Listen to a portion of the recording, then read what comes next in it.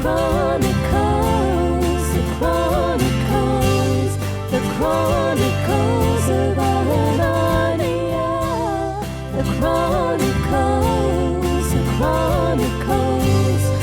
Chronicles of AghyNarnia. AghyNarnia and beyond. Yeah. Wow. The far does beyond go? Hey, doesn't stop. Does not stop. Hello there. Welcome to the Chronicles of AghyNarnia, the podcast that delves into the lives of everyday legends as they tell us their stories, the tales of yesteryears gone by, and ones yet to come. I'm your host Andy Dolan, a part-time teacher, part-time Jedi, full-time wind-up merchant. I'm here with my fantastic co-host and friend Claire Devine as we both navigate our way to chronicle these amazing stories into becoming myth and legend. What can I say about Claire? She is a diligent pharmacist by day, a talented artist/musician by night, and above all, a mother 24/7. We both grew up in a wonderful little place in the middle of nowhere called Aghyaran, or as I've always called it, AghyNarnia. Whenever I told people where I was from, they would often struggle with how to pronounce Aghyaran. They'd say, "Aghy, what?" So after a while, I just found it easier to say I was from AghyNarnia.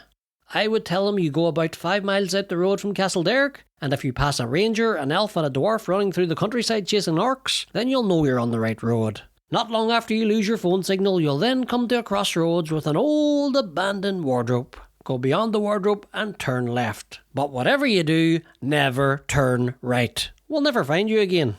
So let me tell you about AghyNarnia, our beloved townland way out in the wild west of County Tyrone. Nestled in the rolling hills and enchanted woodlands of the north of Ireland, AghyNarnia is more than just a place on the map. It's a community rich in history, culture and stories waiting to be told. Join us as we explore the hidden gems, local legends and everyday lives of the people who call AghyNarnia home. The AghyNarnians. There's something magical in the air around home and there's something special in the water. Then again, we do have a distillery nearby, so maybe that's just a Romulan ale. In seasons to come, we'll venture further afield to other communities beyond the wardrobe, but never down that road to the right. In terms of socials, you can find us as AghyNarnia. Now unfortunately Claire can't be with us this week as she's off on yet another pilgrimage with Bríd McGrath. This time to Craggy Island to see the Holy Stone of Clonrickert, the sacred stone that was upgraded to a Class 2 relic in 1996 after a man touched it and grew a full beard. Claire and Bríd, keep your hands off that stone. So please allow me to introduce us to today's special guest, a man who started off in Greenlough, County Derry, but ended up in the green fields of Aghyaran, County Tyrone. A retired parish priest, Father John Gilmore. Welcome, Father John. How are you? Dead on, Andy. Dead on here. Uncle Andy. How are you keeping today? So far, so good. We'll see what it's like when you get through all this lot. Well, so glad to have you here, so let's kick us off. Okay. So, Father Gilmore, tell us about your memories of growing up, where you were from, who your family were, and any kind of memories you have from that time in your life. Born in a little village called Inishrush, a bit like Killeator, a pub and a shop. 3 houses one side of the street, 3 houses on the other, a state school up the street, and an orange hall. You had a footstick and a river where we played as children, and that was my childhood until I was 9. We left there on my 9th birthday. We moved to the metropolis of Clady, which was about 40 or 50 houses. We lived there until I was 39 and went to seminary. And both places were very good. Inishrush was very small, but lovely community. And there was McDonald's, McNally's and Gilmore's on the one row. And we all grew up together, schooled together, and mucked about in fields and going to the mosque and things like that there. And hunger brought you home, all that kind of thing. Very different to today's world. It was our natural world then. And then from there on, then we went to Clady, and there was buses went through Clady. You get buses to Ballymena and Macrafelt and things like that. Inishrush had no buses and all those things. But it was home. You never thought any different because that's where you were born. And it was the same. I suppose people in Aghyaran is very similar. You know, Killeator, there's no buses go through Killeator, is there? Not anymore, no. Very similar. So, but I mean, the memories are all good. Your life was simple in those days. There was no phone boxes, there was no phones, there was nothing like that. And it was all just amazing for us looking back on it. We had a privileged childhood, really. Nothing bothered you. You never got in your parents' way because you were never there. You were always out back up the fields or whatever. Sometimes I wish we could go back to those days. Would be good, maybe for a day. For a day. Looking back on it, I suppose I had a lovely childhood. You kept innocent longer, I think, in those days than you do today. Children learn so much now, so young, that innocence doesn't last as long, I think. Definitely. Yeah, it's good. It's good. And what about your parents? Can you tell us about them? Yes, my father was Alec Gilmore, my mother was Matilda Grubben, both from Kilray Parish. My mother was from a farming connection, and her father was an old JP, so that made them something above the ordinary 5'8" sort of thing. And all of that, my father was a road contract in his days, with horses and that kind of thing. And I don't know where they met, but they got married anyway in 20th of October 1931. And they had 6 children. I was the youngest. Alec was the oldest, Peggy, Liam, Jim, Maureen and myself. The baby?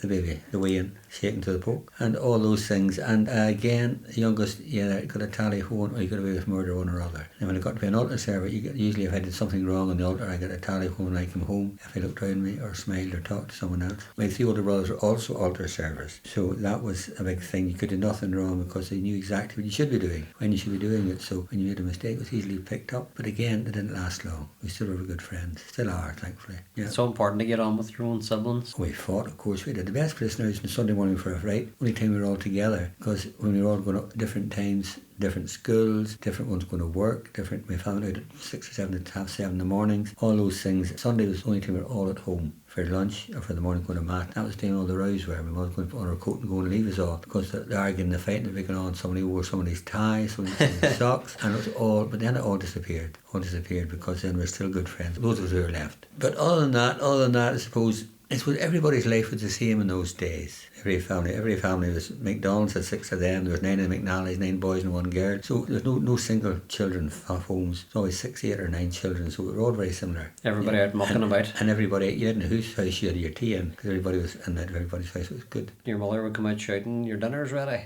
Well, there was that too. That was the type of thing it was like in this rush. Everybody knew everybody. It was good. That's just, it's hard to beat that home country life. Oh, very much so, very much. Suppose everything was cooked from scratch. No takeaways, no chip shops, no nothing like that. Ice cream van came on a Sunday afternoon to Plato's and Ballymena, real Italian ice cream.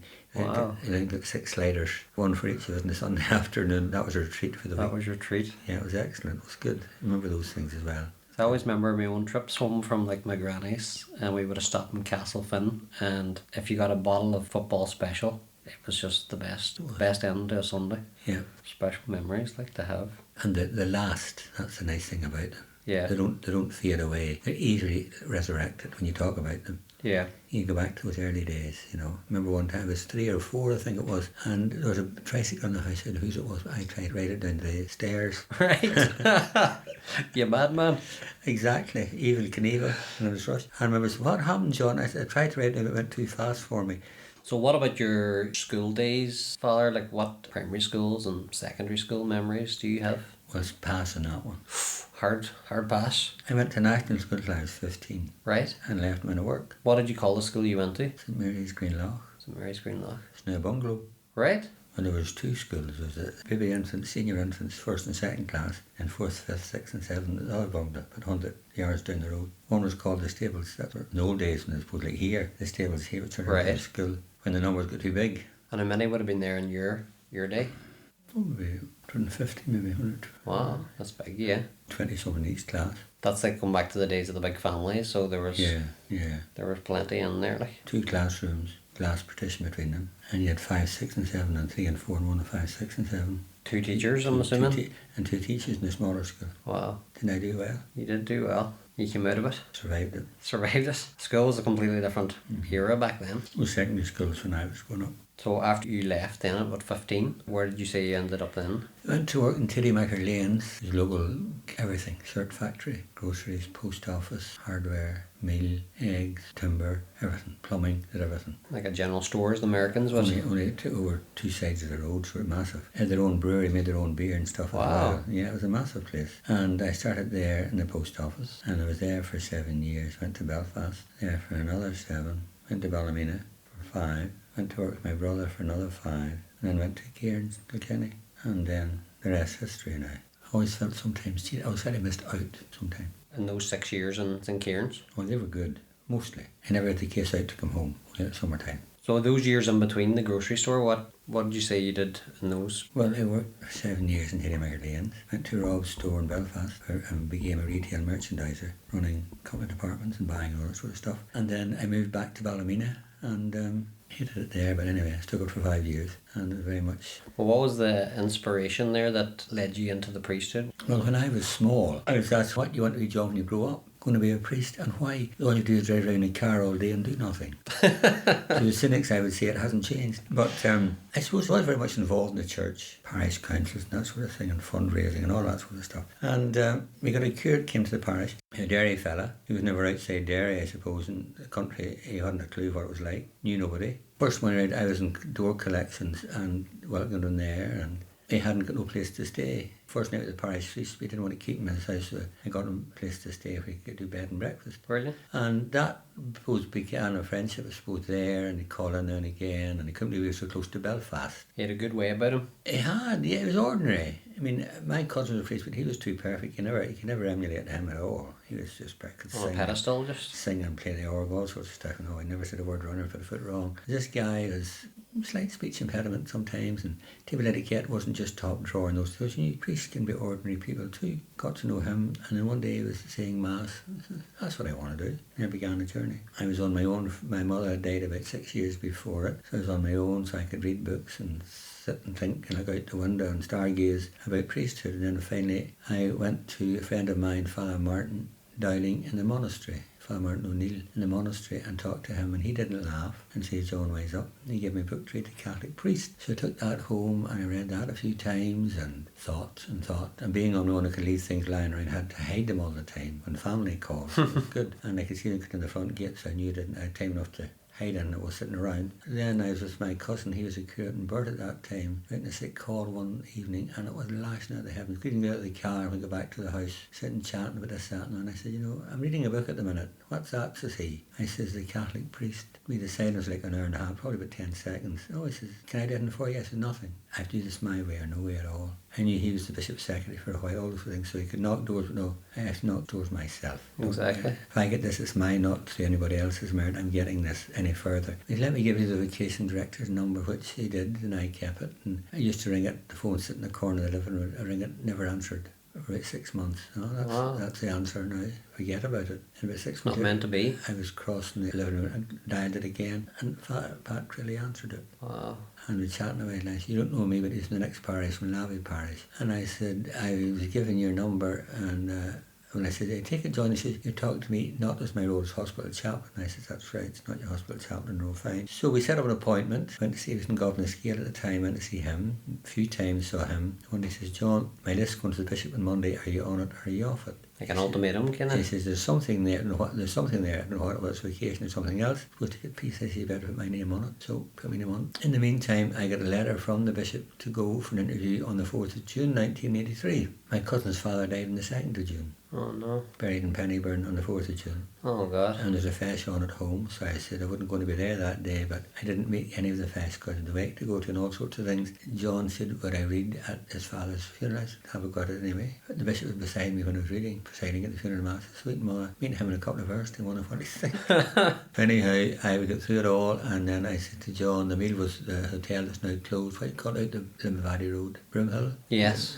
That's the funeral dinner was there. So I had to tell my family then what was happening. So I told my brother at work, normally go to him on the 20th of the month with all the checks and get all signed and done and dusted. You couldn't get him for phones ringing, reps and people taking calls. Too busy. That day I was not a being came in, all done and dusted. I was about to, I said, Liam, you got a call from me somewhere, or a letter maybe. I just asked honestly and truthfully and confidentially, who's it from?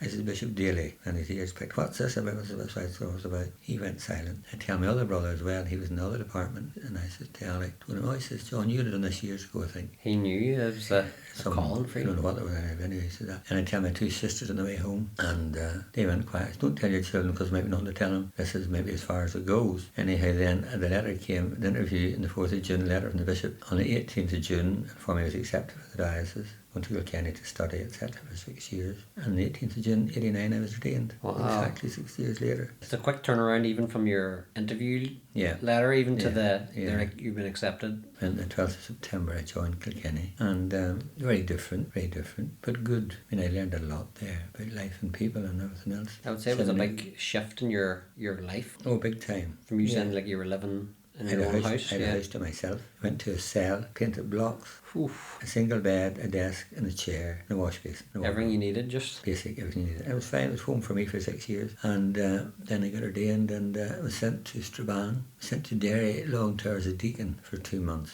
Normally it was a deacon, that's you were sent as your first prize, but thankfully I wasn't sent back to the city. Sent to Strabane. Again, Strabane, I knew nothing about it. For the church, I didn't even know the church was there, the Immaculate Conception. Head of the town, all the troubles in 89, all sorts of things. Yeah. Again, fabulous people. Great place to begin, learn to be a priest. Oh, Strabane are fantastic Yeah, people. aren't they? Yeah, and then ups and downs, and you get to things. And Strabane, they're very good. You actually learned, you made your mistakes learning to be a priest there. It was brilliant. It's part of the journey, just. Part of the journey, and then 7 years later, I was sent to Omagh, which was a huge shock. Big difference. Well, it was probably 3 times the size of Strabane. Lots of schools, nursing homes, loads and loads of people, wall-to-wall people, and lots of priests couldn't. Lots of priests did 6 months or a year and had to get out. Couldn't stick it. The pressure, work. Too Work was much. too heavy. I had 8 years there, and it was brilliant. You just took it on naturally, take it in your Well, you stride. take that vow of obedience the day you're ordained the deacon, so you have to say yes, haven't you? If you don't, then you're not fulfilling your role, are you? So You've got to see it through. I never refused to change. I never asked for one. Wherever he sent me, that was it. And then after 8 years later, he sent me to Aghyaran, which when I was growing up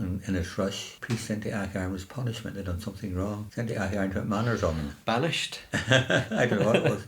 Probably a different place then than it is now. Yeah, and electricity was 1966 or something. Yes, that's right, So yeah. I don't know any running water and all that sort of stuff. But no, it's a great place to be. It's very much like my home parish, Greenlough. The old church of Greenlough is identical to this one. It was where I fixed it up. And people very similar, you know, and lovely place sounding names just like Aghyaran, you know, like Bagassan, Mullach na Moya, Monishchan, all lovely names that conjure up a different picture. You know, like such and such a road or such and such a number on a road's very different, isn't it? So all those lovely links are still there, you know. Adds a bit of magic to there, I eh? think so. And you have different areas and different, like 5 miles to one house and 3 miles up to another house. There's no day centre. So Where does this road go? And then you go off on it. exactly, and takes you up into, one would take you to Mahara, one would take you to Balachi, one would take you to County Ant and Portland, one would take you down to Kilrea, all the different little spokes of a wheel, all the roads Yeah. around it. Very similar to that thing. But Isn't that interesting that it's very similar to where you begun your Yes, my life. Your life journey with the church? That's right. Mm-hmm. That's amazing. Mm-hmm. Just surely. Well, what about go back to your St. Kieran's Day in Kilkenny? What was like your day-to-day structured life in there? Let's say it was different now to my normal life. You got up, you had to be in the church for 7:20, and the bell went 7:20 in the morning, church for 7:30. So it was like a bell ringing to bell ringing. that, you know. Yeah. You had a mass or morning prayer. If you had mass, and then you had meditation for about 20 minutes, and then your breakfast at 8:10. And then lectures began at 9 o'clock, coffee break 10:30 to 11, and then lunch at 12:30, and you had an hour free, then you'd go to study at 1:45 and 3:15. And then at 3:15 to 5:30, that was your free time. Go downtown for a coffee, you could do sports, you could do whatever you wanted, but that was your free time. You had to make the most of it. After that, then you had evening prayer at 5:30. Was it tea at 6? No, that's it maybe. And then you had study from 6:30 to 8:15. You had mass at 8:30, or else you had free then if you had mass in the morning. 2 days I think you had mass in the evening, and then you had evening prayer at 9:45, and then 9:45, 11:30 was your time. But you couldn't go out the gates after 5:30 without permission. Very different. But it was just you get used to it. It was life. Structure and discipline, just. Yeah, structure, discipline. You had to do it. I mean, very often as a priest, your life's not your own anyway. Yeah. So you're better with some sort of a pattern to your life, you know, until you retire. Yeah. You can soon get out of patterns when you retire. Absolutely. And was there like a core group of yous in there at the same time, all starting, that you became friends with? And Well, there was only 5 in my year. The year before there was 22. that's a big difference. And 3 of us were from Derry, 1 from Kilkenny and 1 from Carlow Diocese of Kildare and Laughlin. 1 from Ossie and 3 from Derry. 2 of us survived it in Derry, 1 of them didn't. And 1 of them then was held back a year, and the other fellow left. I married him actually eventually. He left after 3 or 4 years. So I married him and christened his 2 children. Wow. They're now in their 20s, those girls. Yeah, small world. So I suppose like that structure and that discipline kind of makes you survive. Either this is going to test you to become a priest, and this is the... I think so. Yeah, nobody. There's no locked gates, although you couldn't go at them at night, sort of thing. But it was up to you how you lived your life and how you made your life. You know, some of them were very studious, some were very sport minded, some of them were just didn't like getting up in the mornings, sort of thing. And then a few boys would have escaped out the walls at night for a night, and which I never did. You weren't allowed into pubs. I never did. I suppose if you were caught, that was like an expulsion, I would say. say? I didn't break the rules, I bent them. You bet.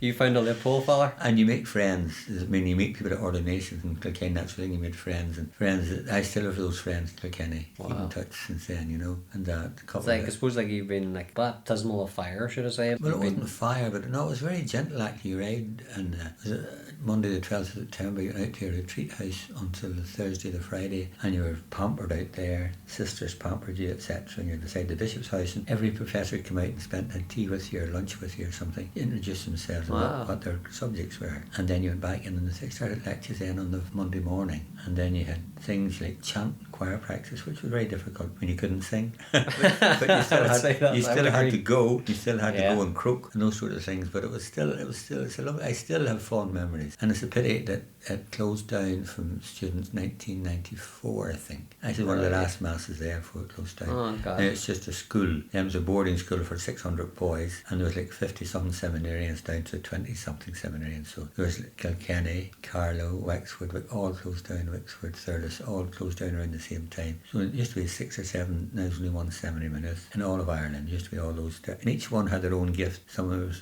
good for this, that, or the other. So you had every priest did something different. Now they're all the same in ways. Yeah. Still different. All those things you miss because you don't want to go back to now. You used to go back now and again and visit the seminarians, Yeah. anybody from your diocese, and take them out for dinner and things were done for you and priests visit you. You don't have that to do anymore. So it's tough memories. Yeah, you know. that's not the same place Not as the it same used to place be. anymore. No, we were 2 houses ahead of 32 students in each house. They are now 4 or 5 apartments for retired priests. Right. Retired priests live there now. So. Like there's still a connection there. Well, they are and they are, but I mean, some of them would never have been there in my time, Right. sort of thing. You know, so you wouldn't know some of them. And there's more security. You know, you can't walk into the main building. And That's the same in like any school these days, like yeah. it's extra Keep protocols. Yeah, that sort of stuff. What about when you studied there? What kind of things did you like studying the most your time there? Well, I like liturgy. I like canon law. Canon law. Well, you had scripture and you had moral theology and you had philosophy and you had all different things. And then branches of that, like hermeneutics. Sort of You thing. have like a legal mind. So I was told, my canon law professor told me I was very good at canon law. He said, you have a legal mind, brief, concise and to the point. I would say that about you as well. Like anytime we've had a conversation, that's yeah. And I mean, the canon law professor was a stickler. Some guys got 11% at exams. My lowest, I think, was a 57%, which I never thought I'd ever get. I loved it. But that's one of the things you use every day in the priest. Church laws come into something, whether it's marriages, separations, baptism, different things. You've got to know your canon law. Yeah. You know, and there's a book of it there about an inch thick. You would have studied it And inside and out. you had exams to do with that every year. Wow. You had a whole year of marriage. The canon law of marriage, she had to know everything about it, kind of off the cuff. You know, it's going to hit you up the face. You know when you had to seek help, when you get the answers, the canon law code and that sort of stuff. That was good. Liturgy was good because it get used every day as well. Liturgy you use. We did homiletics, you had to preach and things like this in the church for the homiletics professor and that sort of thing. And all the different parts of the Mass and all the different things about liturgies and that, baptisms and how to do them and that sort of stuff. And those are the day-to-day ones. Then there's all ones you like. Scripture was good, moral theology was good, you used it as well. And dogma. Dogma you live every day, I suppose. You pick that up, you know, from the scriptures and that sort of thing, the bits Yeah. that talk to you and that sort of thing. I suppose bits that you go back to every day, others you don't. Yeah. Some of it, but some of it you refer back to it. There's always something to refer back to and that sort of thing. Like there's the For some reason, I'm picturing you like a court setting and you're defending somebody. well, not quite. You had a real passion for it then. I did. I liked canon law and I liked liturgy. They were the ones you could get your teeth into. You pick to yourself Yeah. in each situation, exams and that. But it was tough. The exams were tough at times because you had to try and remember everything. You didn't know what questions Yeah. were going to ask you and all that sort of stuff. So what exam's easy? Oh, never. Never. Is right. Unless you put the work in. That's right. That's the only way they get right. easier Yeah, that's when you right. do the work. Other than that, no, it was good. A good 6 years, and I'm sorry it's not still working. Seminary. Yeah. Because it would pull you back. Oh, yeah. You can go back the Tuesday after the 15th of August is always reunion time. After there's a dinner and mass for every anniversary of priests. Right. Some of them go back. A lot of them went to Australia from Cairns, back after 60 years and things like that. You'd always meet people you know. After last time I was back, my 25th, I think was the last time I was there. And that, but it's nice to go back. Maybe I'll go back for my 40th, see if I live that long. Get a lift Don't be down. going on us yet now. Pardon? Don't be going on us yet now. You never know. What about the day you were ordained? What do you remember about that? Everything. Tell us all. We'd have met the bishop. There were 7 of us for ordination that year, and my friend in America couldn't come home till after the 15th. I had mine on the 18th of June. There was 3 Maynooth fellas, 3 Kilkieran's fellas and one fella in Rome. So two of us were ordained the 11th of June, myself and a Derry fella were ordained the 18th of June, another two 25th of June, the 2nd of July, and that was the batch of ordinations. And you got a few weeks off then, and then I was sent to Melmount to do supply. Priests and holidays. Went there, and normally we were left there, but it wasn't. I got then called 6th of July, was it, or 6th of August, appointing me to the Immaculate Conception in Strabane. I had no clue where it was, but anyway, found it out. Went there, and it was just, I thought we were going to a city, all concrete and cement. Went over to the Immaculate Conception, drove up this avenue of tree line. It was lovely. Just reminded me of lovely trees and lovely lines, just like all the trees around Kieran's. And it was lovely, and I had a big barrack of a house, fabulous. I remember John Friel was my fellow curate. I succeeded Father Oliver Crilley. He went to Melmount as parish priest at that time. Right. I went to Melmount. And John Farn was the parish priest. Teresa Conley from Aghyaran was the housekeeper. Bernie McDermott was Father Farn's housekeeper. Father Farn, he was the president of St Colum's College for years. And he always took September off and drove to France for his holidays and came back with a car full of wine. Perfect host. And then this year, I was only there in August. Father Farn went off in September. His housekeeper went off on holidays. Teresa Conley took 3 weeks off. John Friel took 2 weeks off. I was in the whole plant on my own. I'm standing one morning after Mass, and I thought to myself, there's no bells, no timetable in the wall, no nothing. This is priesthood. On my coat, my cap, my muffler, I started around knocking doors up around Spring Hill Park, 120 odd houses. That was me away as a priest. It was great. Met lovely people, that sort of thing. Amazing, just to get out there. Nobody tells you as a priest what to do. You're on your own. Once you get ordained, there's no gift pack. No maps, no nothing. It's up to yourself. And it was great. I enjoyed that time. And then you make friends. And then weddings and funerals and baptisms, a great way of getting to know families. You don't know people say baptisms. Oh, no. You see a different side of people. More or less. Baptisms and that sort of thing. And then you meet the odd person. Now you meet, you married me in Strabane such and such a year. You haven't a clue. Yeah, everything becomes a blur when you've met not so so much a many blur. people. Something sticks. I mean, there's always things sticks. But sometimes, there's that many, it's hard to put faces and what was it names anyway. But no, it was a great time. Strabane was a great time to be a priest. You had everything. You had burning cars, people getting shot on the side of the road. Oh, dangerous time. It was, no, but as a priest you never thought it dangerous. You just went. Call, I'd go anywhere. Once a call was, I'd go anywhere, didn't matter. The phone went, didn't matter where I went. Dressed in civvies, you'd think twice about it. But as a priest you'd go anywhere. Doesn't bother me going anywhere as a priest. You had God on your side. Oh, you had many's a hassle to settle, many's a disturbance, but even in there in God's name, that was it. Whatever happened. Whatever didn't. You always come out well off, I think. It was good education. I would say that. Many's a hassle, many's a bit of crack too. I would say Strabane's full of it. Yeah, and then St Pat's Hall, you see, was the local hall, and Raymond Kirk, God rest him, not that long dead, was the man who ran it. Brian Mackay was the manager. And after there was bingos, there was drama festivals, there was all sorts of things. Then you finished up after his function, sitting in the kitchen drinking coffee, 3 and 4 and 5 o'clock in the morning, sorting out the world. It was brilliant. It was a great place to bring to right. Yeah, it was great. Those friends are still there too. It's great. I always find the Strabane people are very open and friendly and... Border town, there's no back doors in. What's in's in, what's outside. Brilliant people. Fabulous. Every parish is fabulous. Even Aghyaran is lovely people too, Oh, few and far between, Well, like you went from Strabane then to Omagh, and you were saying like it was a more pressure in that situation because it was a much bigger parish to serve. You had 2 secondary schools, 2 grammar schools, 5 or 6 primary schools. A lot of academic 3 or 4 nursery competition there. Very different. Pressure. Aghyaran, nobody talked about academics. Strabane, nobody talked about academics. Omagh, everybody talked about academics. The line supermarket, what school in 11 plus in the August, September. Who's going to the brothers, who's going to the Rebs, who's going to St Pat's and the Bridges. Now St Pat's and Bridges amalgamated, it's now Sacred Heart College. That's right, yeah. And everything else. And it's amazing how that effort was there to give their child the best they could. And that's still there, I think. Yeah. Some brilliant parents, Aghyaran's too, to give the children the schools, and a brilliant school in Aghyaran too here. And that's right. So I think parents are different now. I think years ago they depended on the teacher for everything. Now I think they do a lot of the work themselves for their children. Starts from home, as they say. I think that's the best place to start. That's the only place that starts from home. The best education's at home. Those sort of things. But no, Omagh was a great place to be too. Yeah. Brilliant. Lovely people. Very good people. And was it after Omagh then you were banished to Aghyaran? Was it straight from Omagh to Aghyaran? Absolutely. One day at a wedding at 2 o'clock, was it, or sometime in Omagh, and Kevin McLaren, the bishop's secretary, and he phoned, John, are you busy? Well, if a wedding at 2 o'clock, oh dear. The bishop's house at 12. Just like that.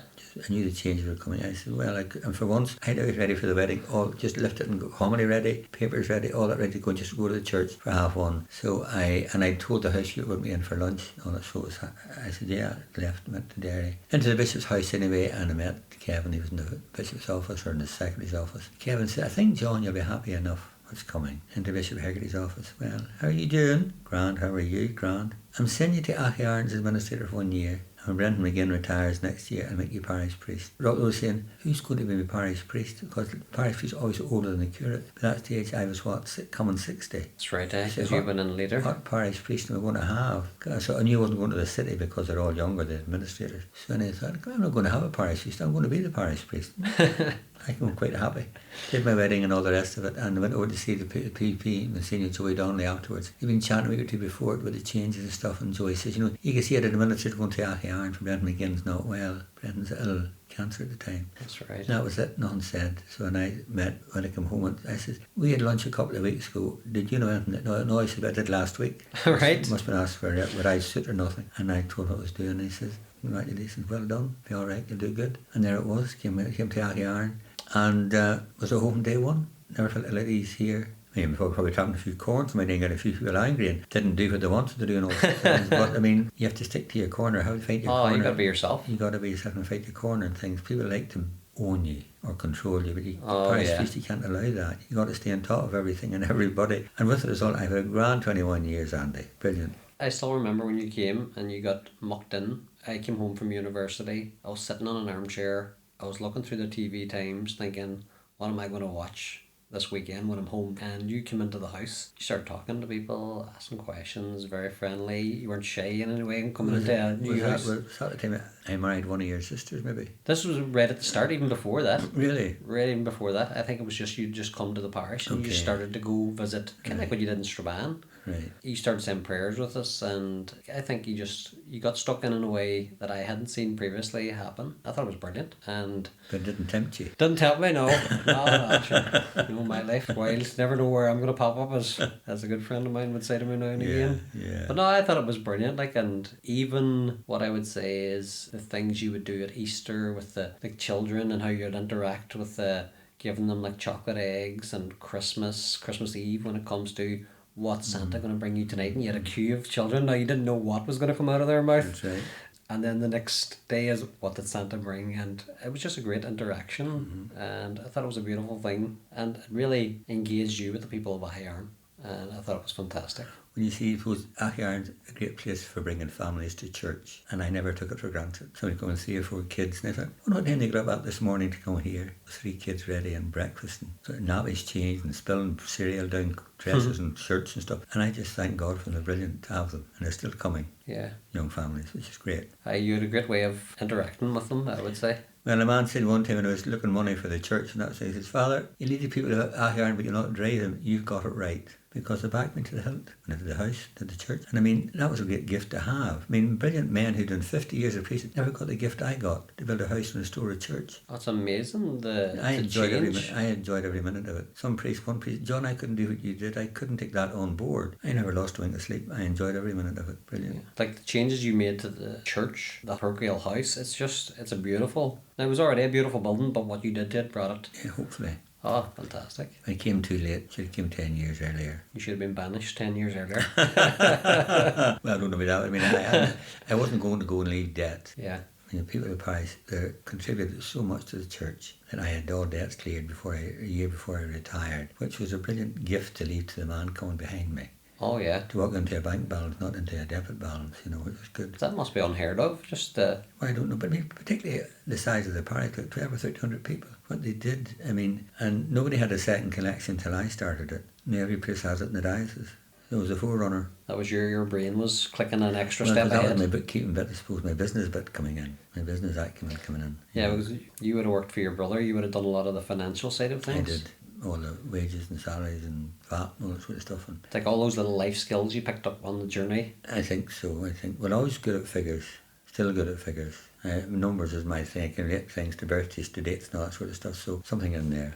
Mathematical mind. I can't say I'm mathematically minded at all. Not at all. You're as thick as 2 planks. Thick as 2 planks. 3 planks, some people might say. Oh, stop. But anyway, no, you're good. No, you've had like a fantastic time, and Someone said I had a very dull life. I don't think I had. Oh, I think I had a charmed life, really. And was there rumours of an All-Ireland Scór medal for dancing? There was. I score and fish. A couple of All-Ireland medals, yes, for dancing, Irish dancing. Score was in 75. We won the All-Ireland Scór in Leisureland and Solihull. And then we won a trip to the Scottish team again, I think, in a fish in the Mansion House in Dublin. Maybe the next year, sometime after that, shortly after that, anyway. But I mean, that was a great time, because Irish dancing was a great thing to get out and get away and get free trips and get tea and sandwiches and buns. All the good stuff. Any place you went to dance, you got tea and sandwiches and buns. You wouldn't have got it at home. And again, the friends you made. Like, we used to dance at Newry, fish. Friends, still have friends in Newry that I met in those days. Amazing. And different places. Dublin, we're in France, England, Scotland, different festivals. Good way of getting around. And but then the year I went to Seminary, I went to America, so I missed out on that one. Just bad timing. Bad timing was right. But and was it something like dancing, something naturally you took to? Something you did earlier in life, like Irish dancing? Yeah, I did it. 11 to 15 and stuff. And then I was invited back at 25 to form an adult team, and we did it. Was this with Greenlough? In Greenlough, yeah. First medal I got was at Lavish Sports for a forehand reel. And the fella that danced with me in the final is now blind, can't see a bat. Jeez. It's amazing. Like his a wife dance? and his wife's in a home. Oh, God. And that sort of thing. So I'd say I'm blessed, really. And then the next was Balachi. The 8 hand, we beat Balachi. They had held the cup for years. We took it off them. Oh, and brilliant. Nothing we got up after that. But a friendly neighbourhood competition. And then Alan taught us to dance, and I married 2 of her daughters, one of her sons, christened her son's children. He married a girl Boylan from Garth, again, another very musical family. And wonderful. I think she might be a maths teacher too. Right. Loretta and Coleraine. Right. Yeah, I think so. It's hard to beat the maths people. Must be. Well, now. They can work moves. Was there like a group of 8 of you in that? 8 or 12. We did a 12-hand, a newly composed one. It wasn't out of any books. It went all our head. Cliffs of Moher it was called. It did a lot of exhibitions. It was nice to watch. 12, 6 boys and 6 girls. One of our dancers was Noah McNeil, the famous chef. Right. Who is the nephew of Bishop McCones, I think. He's been in all the big hotels, Loch Erin Golf Resort. He did Paul McCartney's wedding breakfast. Was he married in down some County Monaghan, was it? And then he was in, I think he's in Everton Barracks, one of the new one in Derry. I think that's where he is at the moment. That sort of thing. So he was there, a lot of other ones. Oh, it was good crack. It must have been amazing the night you won though. Score, we won it. And then Draperstown, County Derry won the set dancing, and Swatcher won the quiz. Then back to the Sacred Coeur Hotel, the party started. The Calvin group won the Gala group or something else. The party, I think, went to bed at 7:30 on Sunday morning. I went 9 o'clock mass, come back then, had a ceilidh out in the middle of the street for 2 hours, and headed back home again. 2 big receptions in the hall at home, Greenlough. You just didn't want the night to end. Those were the days. Those were the days. I tell you. You could get away without sleeping then. We thought they'd never end, but they did. All those things, yeah. It's I suppose I think I would, not a bad life really, but a good life. Not really exciting, but good. Oh yeah, like that's amazing. Like you're an All-Ireland champion, multiple All-Ireland champion. Well, I never was ever done standards, mind you. Michael Flatley's job was safe enough.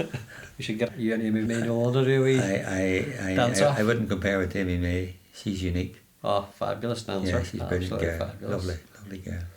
And then Aghyaran had lured you into Strictly, I believe. Yeah, I started to raise funds for the club. Would I do it? And I said, not far too old. I think I probably thought I'd be a crowd puller. It wasn't my dancing skills. It was just my name or my title. Bring a crowd in, you see. And you had hidden your Irish dancing skills, had you? I had, more or less. And then we give it a whirl. It was brilliant. On the night it was frightening. But they'd have cracked a couple of months before the rehearsal, meeting the fellows who couldn't put one foot past the other. Brilliant on the night. It was amazing how quickly they learned to jive and waltz, and that was excellent for that. And then the friends you made out of that as well was good. You still talk about it and everything else, and it was truly amazing, you know. Oh wow! It was good fun. That's a very glamorous event. It was a lovely event, but then the night it was an absolute nightmare because the people were so close to you. You never thought it'd be as close and that sort of. You've been taught how to jive as well then. A nurse taught me how to jive when I worked in Strabane with the chords. She had nobody to dance with. I said, no, but I can't jive. I can't get it coordinated. I'll teach you. 5 minutes was up jiving away and never stopped since. It was a howl. Oh, dancing's brilliant therapy. Oh yeah, good for the soul. You forget everything, yeah, you do. It's like swimming or any of those things, takes your mind off it. Yeah, and it doesn't feel like you've done exercise, That's you right. know, because you're enjoying it. Mm-hmm. It's true, it's very good. That's a phenomenal story. I like the fact that you had hidden, like, oh, I'll do this, and you had hidden your Irish dancing skills and your jiving skills. Totally different. Well, I suppose I had timing, I had rhythm. I suppose I could dance, I could count the music, count the bars and all sorts of stuff. But no, it was parish. People coming And together. it was good to do something for the parish, give something back to the parish. They've given me so much. Yeah. That sort of thing. It was lovely to give it back. And again, the friends you make out of it as well. That shows your personality, that you weren't afraid to get mucked in with the community. Not afraid or else foolhardy one or other. So how are you feeling since you've retired? What's your days like now? Times you miss the schedule of times you miss that. But there's other times when there's 3 or 4 funerals in a week, great to be retired. Leave it to Father Paul. He's younger than me, let him at it. And it's nice to, Johnny, you feel this way and go such a place. Yes, I am. I'll not be here. I'll say to Father Paul and wait this weekend or Tuesday, Wednesday, not be here. I think I'd done enough. I think since More than enough. Since 76, I'm now 81. In those 5 years, my life has changed quite a lot. Split up a bit, and things like that there. And your brain's not as sharp. I think you do dull a bit after 76. Yeah, you learn to listen to your body and your mind. I think so. Well, I still do Pilates every Saturday morning, which keeps the old muscles going a bit. You're still active? Try to be. I might try to get back to the pool some of these days. But I mean, no, I think I'd worked long enough. Bishop asked me to do an extra year, which I did. That convinced me I was doing the right thing. Yeah. Sometimes you wonder, am I doing the right thing? Will I be able to readjust? The fact is that I get living in Aghyaran. I said to the bishop when he talked about retirement, I said, am I going to be the last living priest in Aghyaran? If so, would it help you if I stayed on here and live in the parish? Big time, says he. So leave it like that. Brilliant. And if I had have moved in the parish, it probably would have been very different. Probably been very lonely somewhere else. Yeah. Even going back to my home parish, there's an empty parochial house there. But I know so few people at home now. So many blow-ins and all sorts of stuff. And people I knew, half of them are all dead anyway. 81, I mean, there's a lot haven't seen 81 and a half and that sort of thing. So I mean, a lot of people will be gone. A lot of my friends will be in the graveyard sort of thing. Three of my school friends are dead years, things like that there. It's strange to even think to get into that state. I know. I've no notion of dying yet for a while. Anyway, no, you keep her lit. Aye, and that sort of thing. But I mean, it's. I think the fact I'm living in Aghyaran is my retirement made it very easy and simple to live because I'm still here. The church is across the car park. I see the people going to Mass. I can celebrate the odd time with Father Paul. I talk to the people after Mass. So in ways I've never really left Aghyaran, although I'm retired. If somebody had to come after me, I'd had to have moved somewhere with an empty house in the diocese. Could have been anywhere, any parish. Yeah. To get a house that would suit me. So I think God's on my side sometimes. I think I'm left here. And I think maybe it's the people I think are happy that I'm here. Because I'm there if I need it in a hurry and Father Paul's busy or something else. I can give them a hand out. Like you're known in the community, trusted in the community, you've got a lot of people that look out for you and... Who's telling you that? That sort of making up all these lies, Who's telling you all that? I'm just reading this off a page. Who's telling you all that sort of awful? But you've given so much to the community and I think now you can dip in and out at a leisurely pace. That's a two-way street. Yeah. They've given me so much. Oh yeah. Oh. Amazing. That's why I think it's a blessing that you got to spend your retirement here. I did. I made his birthday party here. That's right. Surprised. I didn't know. You got a lot of cards. I was told to be in the centre at 6th of October at 8 o'clock and it was packed to the door. And I got 244 birthday cards. All in the box in the dining room. I don't know what to do with them. Not many people can say that. Well, I don't know. I looked it up on Google or Guinness Book. I think 15,000 was the largest birthday cards at one day. But I think mine's the biggest in Aghyaran anyway. Well, we'll see what we can do for your 90th. Well, maybe mass cards you'll be sending then. But no, it's truly looking back on it, and suddenly when talking to you now, it brings things back to mind. That you've forgotten about in ways. And it's truly. What would you say would be your happiest memories then of all those times, even in life? What are the things you always reflect back and you might have a little smile to yourself and think that was great? Well, I suppose every era really was up to those up till I was 9 or 10 in a little village, and you had green fields and you had moss and everything. You had no timetable as such, holidays and that sort of thing. No worries. Using your bare feet and tire and that sort of stuff on the road. All those sort of things. And then 20, 30s. I think every decade or every 20 years, always something to remember, worthwhile. In those years, and the friends and people who died and sorts of things and that. And then my father died. I was 15 when my father died, 32 when my mother died, and my brother and sister and brother-in-law and sister-in-law died and that sort of thing. So it's all those things that everybody else goes through. But I still think the Gilmores got off light. You said to my sister, Peggy, when are we going to get a touch? Nothing. There were six of us nearly. Peggy was 73, 5 of us made 80. 4 of us still living at 80 something, and that sort of thing. So many families, 3 or 4 had died before they got that. Yeah. So I still think, we get. I don't know what happened to us, but my brother maybe God forgot about it. I don't know. We could slip through a lot of stuff. Really good. That list was lost somewhere. I think so. But no, it's looking back, I suppose there's 4 of us in Ireland. Well, 3 of us in Ireland and 1 of us in Australia. My nephew was here a couple of weeks ago and his wife, and he just loves Ireland. He wanted to get an Irish accent. Love potato bread and soda bread. Hadn't had it in 50 years. So You miss those simple things. All those simple things and it's the simple things that stick better. Yeah. It's not having a yacht or a plane or all that sort of stuff. That's material. The people you meet It's along the way. The people along the way, and the friends you make along the way, and the memories you've left, and the memories others have left with you are just what make life good. I think so. Hope we have a few years left yet.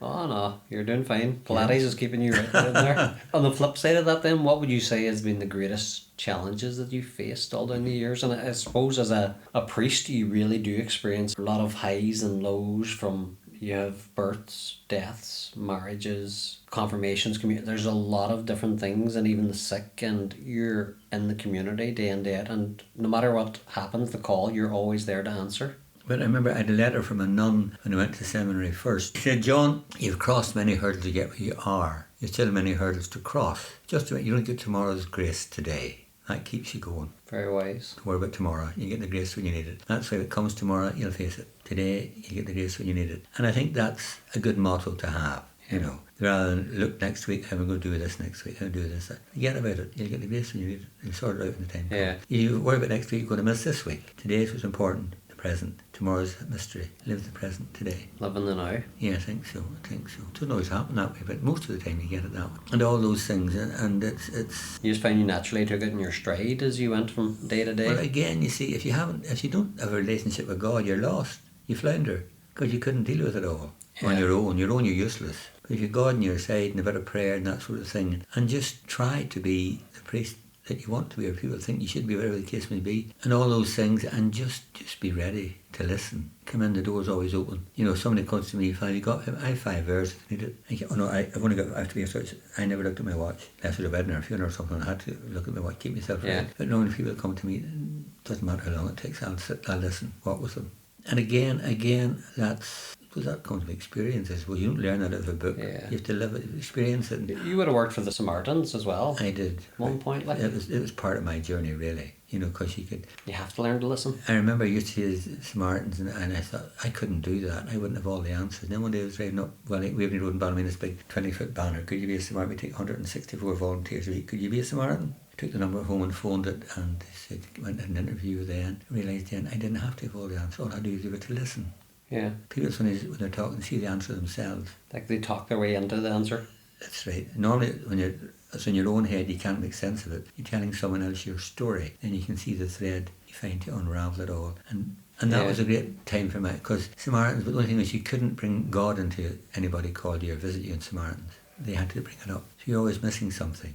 You knew God was what you needed, but unless you'd asked me about God, I couldn't suggest God to you as a Samaritan, because obviously I was going to try and impose my way on you. Yeah, you have to remain neutral. You have to be in control all the time. That's the thing. So then, and that's, I suppose, part of my journey. It took me where I am. And again, I had a few friends still that worked there too. A lot of them are dead now too. But it was a great part of my life too. And again, you see, you couldn't talk about it. You couldn't tell anybody you're in it. Yeah. So it wasn't for show or anything else you did. It was totally just for other people. That 4 or 5 hours you'd sat man telephone, or overnight or anything else like that, there you manned a phone. And those were good. Those taught me about me as well as other people. It was good. And again, just to bring that into your journey as a priest, then just your ability to listen to people. It helped me to be a priest. The training I got there helped me to be a priest, particularly in counseling situations and relationship difficult and that sort of stuff. Yeah. It taught you didn't have to have all the answers. You never had the answers anyway. Yeah. But just you listened and you gave them hope, and you didn't judge. No matter what the story was, you knew that they were loved by God the same as you and I are loved. And that kind of sometimes maybe gives them hope as well.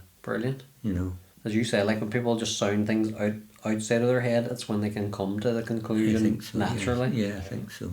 Many of the time you think, where did that come from? Had to be a God somewhere, Holy Spirit somebody. Holy Spirit's everybody's friend. I saw he's a special friend of mine, because sometimes the words you got and where they come from, the sentences you got to start a homily or finish a homily, where did they come from? Divine intervention. I think so sometimes, And your time in Omagh, horrendous time, the time of the Omagh bomb, which That's right. must have been a massive challenge for you as a priest. Well, you see, as a priest, you don't think, you just go. I get a phone call 10 minutes after the bomb went off, and they're lying in the streets, they're taking the bus load to hospital. Where should I go? Go to the hospital. Into my car, I get a straight run to the traffic that jams that day, you know, straight to, not a hold up anywhere, straight to the car park in the hospital. I know, couldn't believe it. I went in, and the first thing I saw was a little child about 2 or 3, and a big lump of gauze at her tummy, hit with a bit of shrapnel. Oh my God. She was just sitting there crying her mum's knee, didn't cry or nothing. Beautiful child, blonde hair. And then you went over to the hospital, A&E, the Spanish fella and the wee fella. The man McGrath that lived 3 weeks, he had a hole here, you could put your fist in. I could take 30 minutes or 2 of it,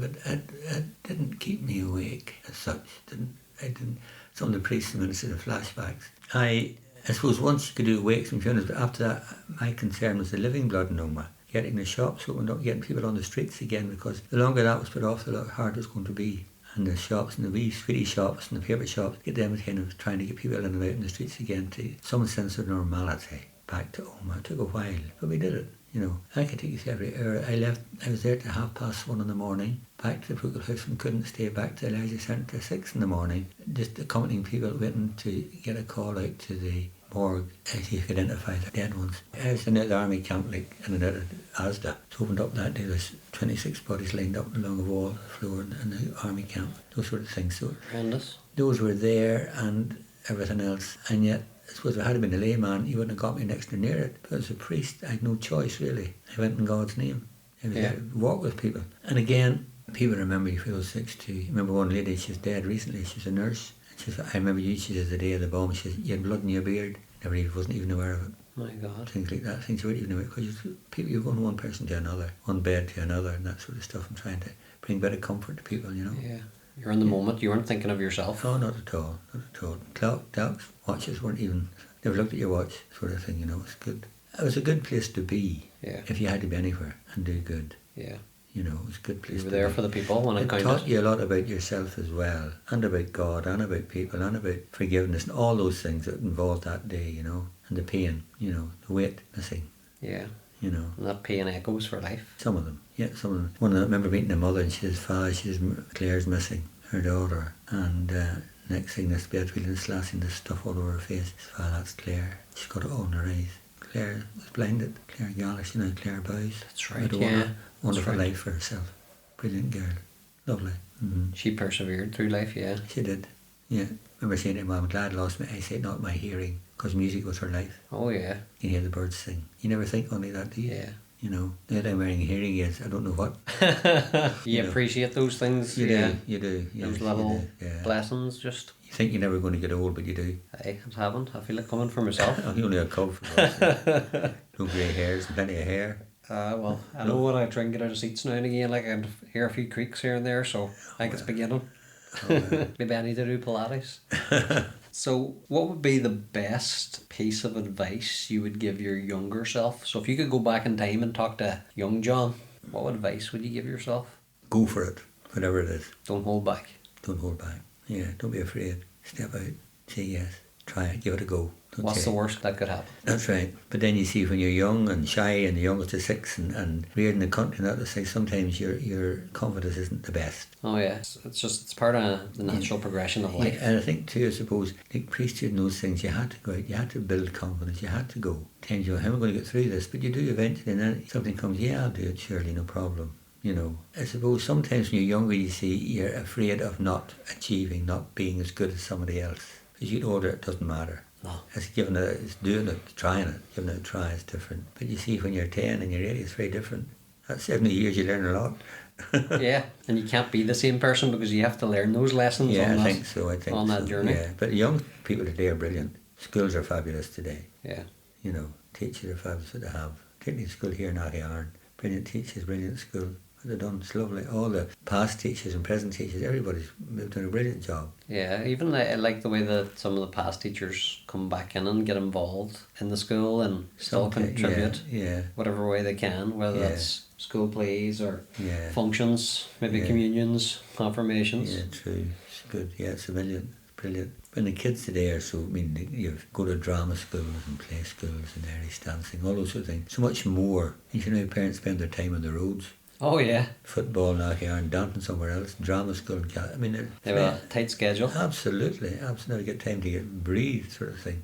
Particularly if you're 3 or 4 kids and all want to go to the same place at the same time. Yeah. Some mornings you're down at Pilates, some you see 100 games out in the pitch, boys and girls and very committed fathers teaching them how to play football and stuff. That was not in that in my day. Definitely not. And you wasn't as much on offer, or maybe No. you had to drive long distances to actually get somewhere if you're especially coming from a small country community. Yeah, I used to walk 2.5 miles to school when I was 9 years of age and home again, And you had to be there by a certain time. 9:15. Yeah. You couldn't be late. It was a different tolerance Then back there, then. Then there was floods, you see, and some of them couldn't come across the river. So that day, a lot of them couldn't get to school. There was 2 areas that had crossed rivers. So if there was floods, they couldn't come. So half the school wasn't there that day. That's the day the teachers were in great form.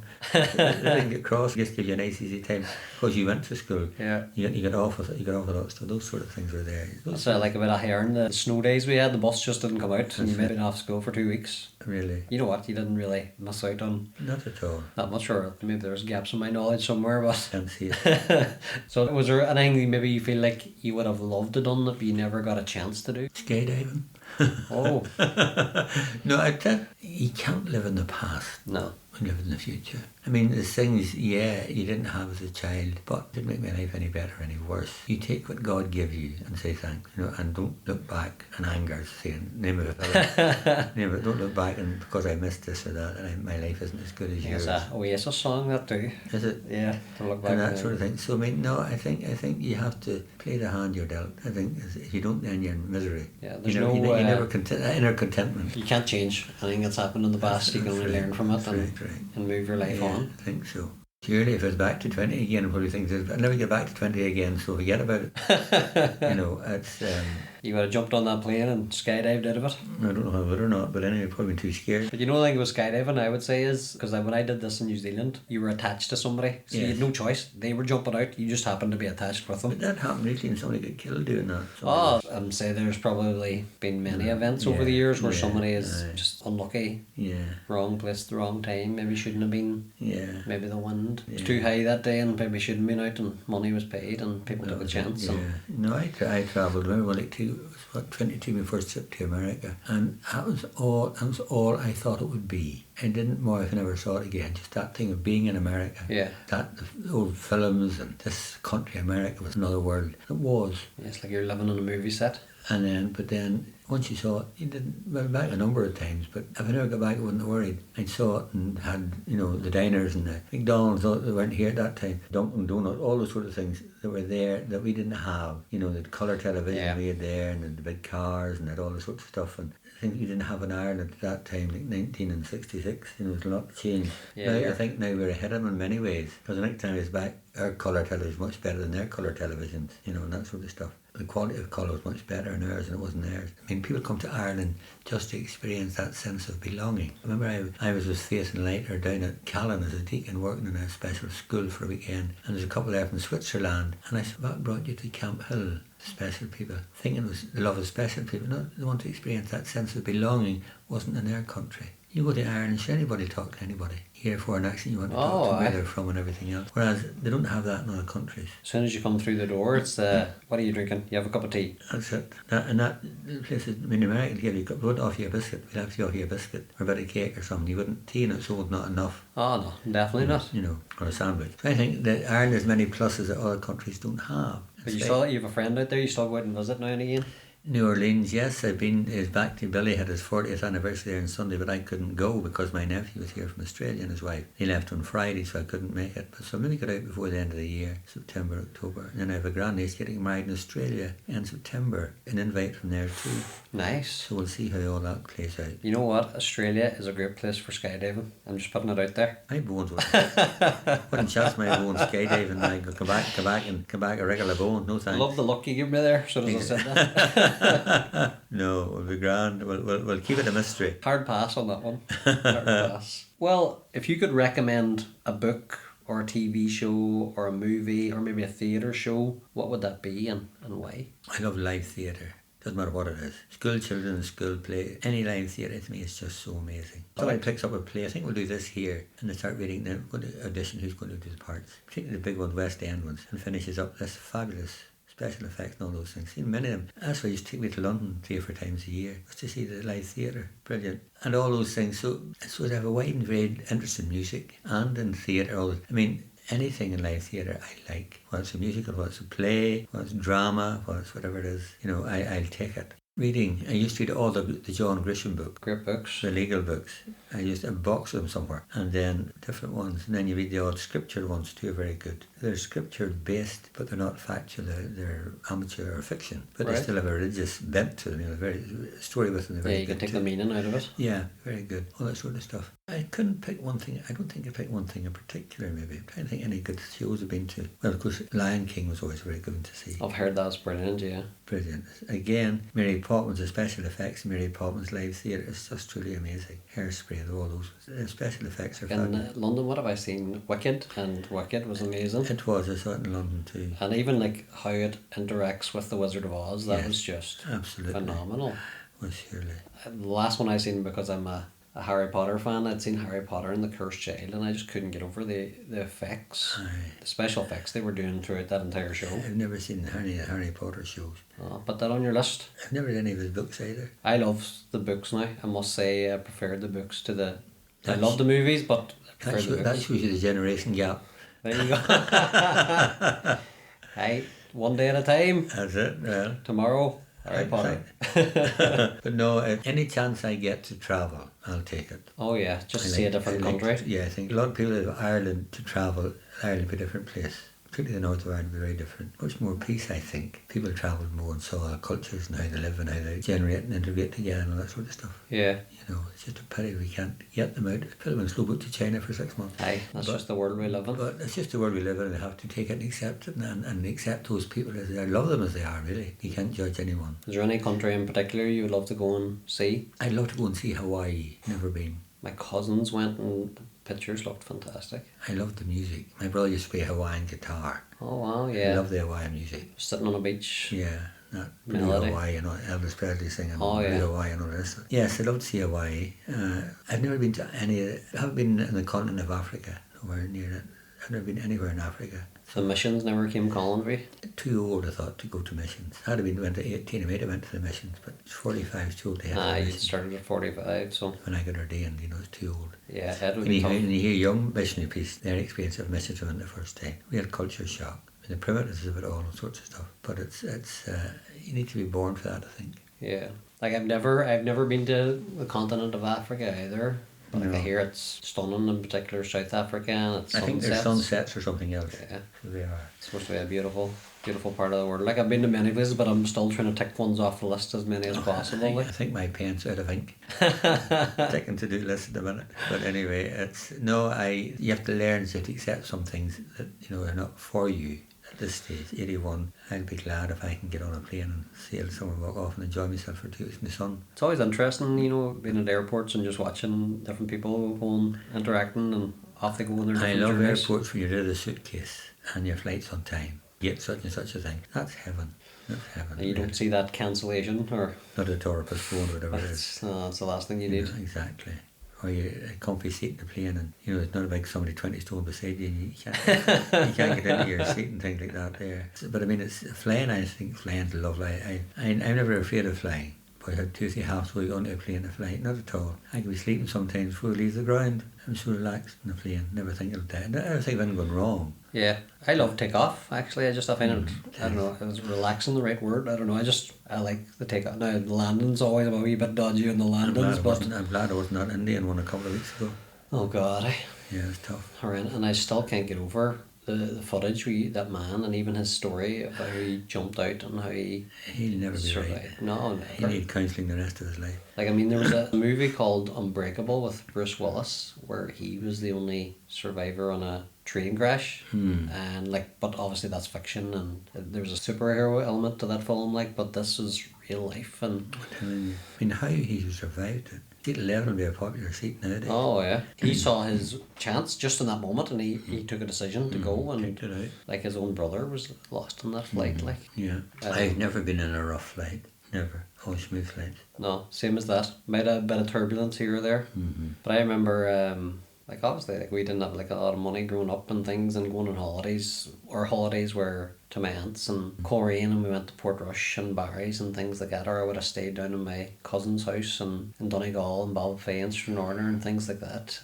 But only whenever I started teaching then, so that's what, 2004. And then because I was earning money, like, and it wasn't like a student days where I had my debt to pay, and then Your name was good in the bank. my name was good in the bank. And that first year after earning that, like that, I remember that January and Lord of the Rings had been out, and I remember just seeing the beautiful scenery of Lord of the Rings, and I thought, I want to go to New Zealand, and I booked it, and I went off by myself for a month. Had never been on a plane before in my life, and went that summer, and I was on the plane. I remember the first plane journey going from Belfast City over to Heathrow.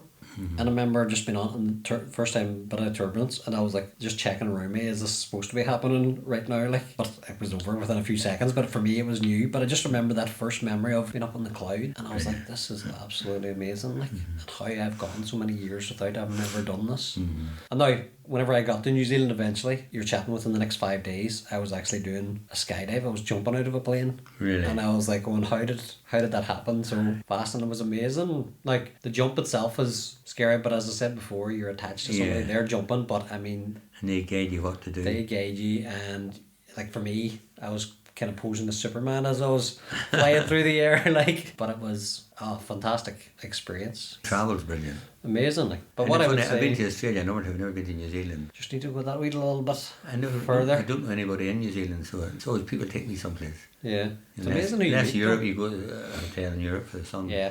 You don't know anybody, but Yeah, it's just an extra journey, and it's Yeah. not like it's just a stone's throw from. one of my trips I did Australia? Dubai, Sydney, Bangkok and Singapore. Didn't tell my brother I was going, so I had it all arranged where he knew it. He couldn't change it. When they take over, you see, when you go, I don't tell them. Yeah, that's it. Yeah, and it was a fabulous trip. You know, it was good. So many different places to Yeah, see. yeah, it was lovely. We were walking around Brisbane and all hear these Tyrone accents outside a pub, but he kept on walking in case he knew them. Or they knew me.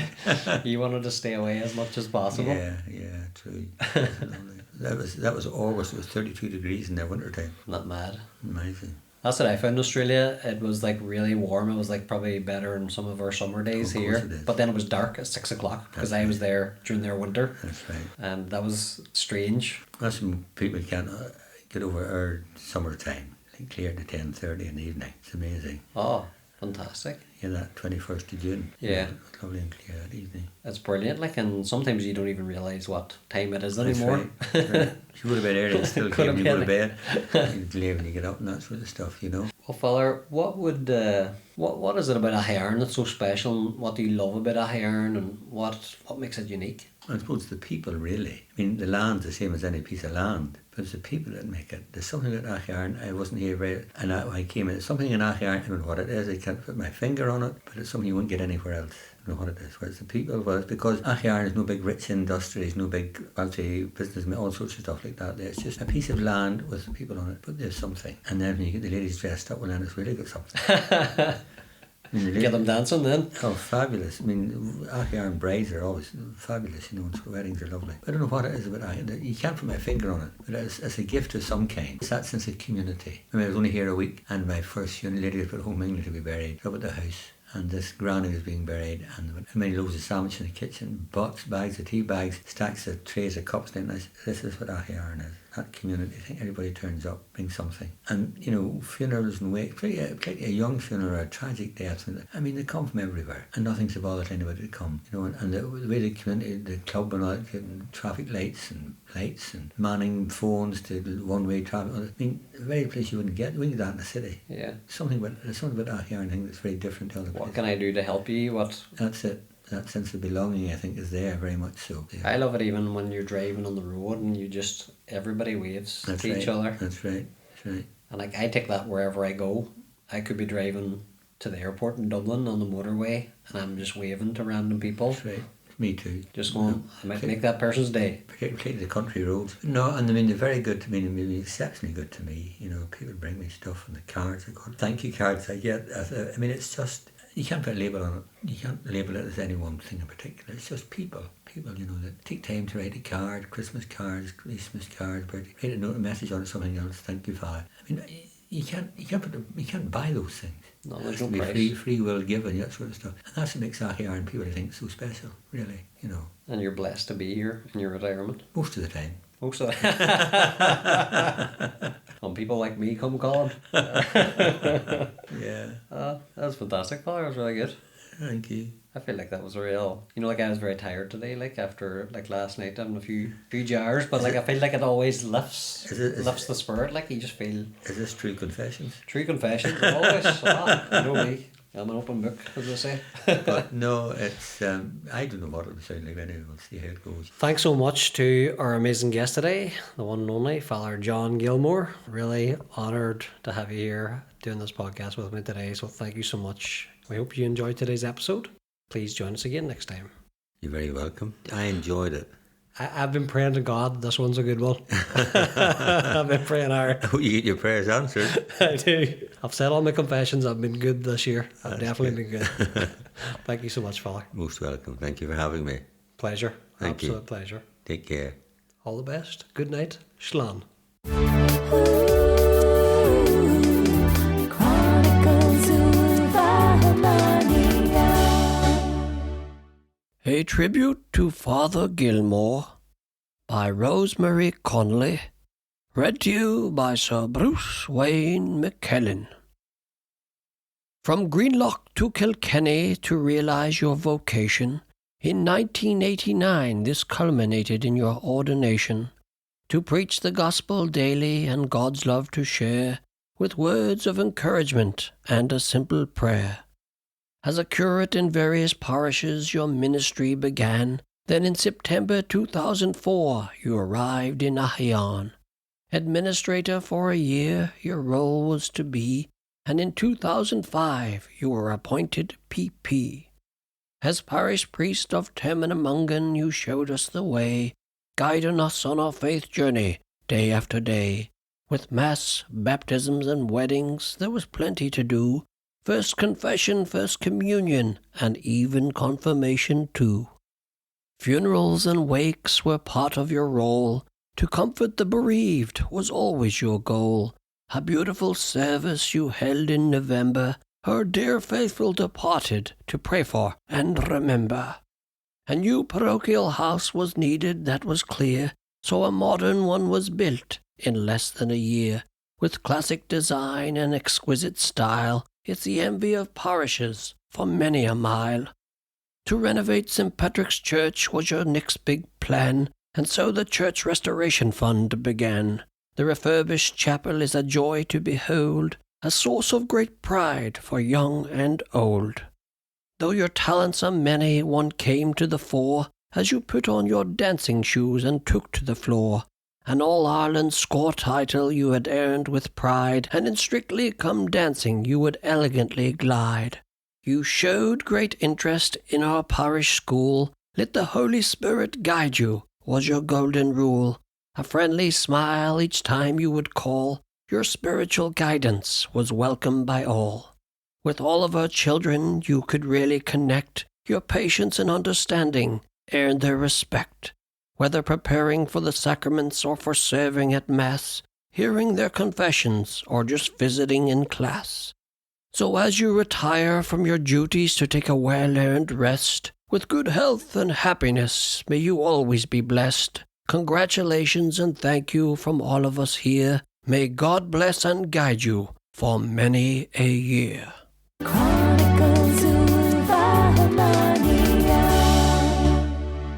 Well, folks, playing us out today is a fantastic musician. Now, to give a little bit of background story here, I just happened to perchance be listening to the communion service here in St. Patrick's Church. And during that service, there just happened to be a beautiful rendition of Inisheer on the tin whistle. And I thought, I need to reach out to this person. And I did. And I'm so glad that they're here performing for us today. So please enjoy the musical renditions of Emma McHugh, local primary 7 teacher here in St. Carol's, AghyNarnia.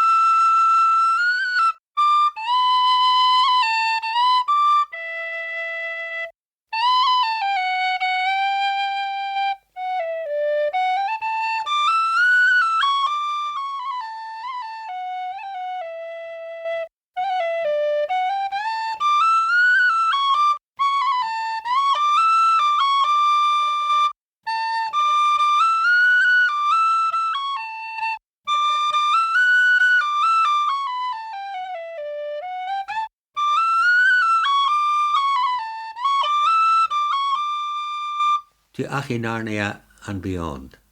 The Chronicles